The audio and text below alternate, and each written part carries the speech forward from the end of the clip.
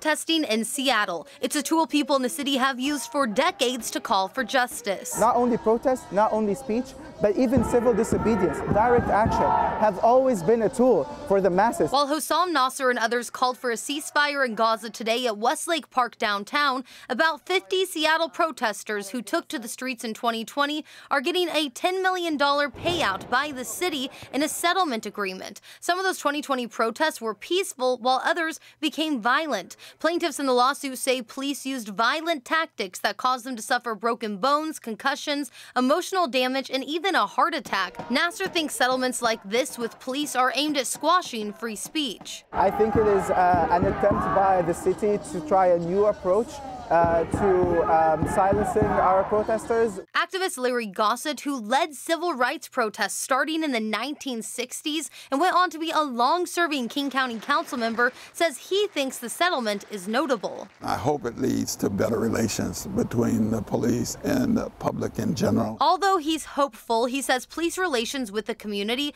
and specifically the Black community, still need to be improved. It's about time there's some accountability as it relates to police treatment of citizens exercising their right to protest what they perceive to be injustices. While the city is not directly taking accountability for wrongdoing, Gossett thinks the settlement is one step in the right direction of upholding the right to safely protest. The police need to be more self-critical, objective about the relations with particularly political protesters that exercise their First Amendment rights to peacefully assemble and march in the streets of Seattle. The ACLU sent a statement saying they think the city and police department must change its policies to protect freedom of speech and the safety of protesters rather than using force on those who criticize them. I asked the police department if they were planning to change any of their policies on how they handle protests, and police never got back.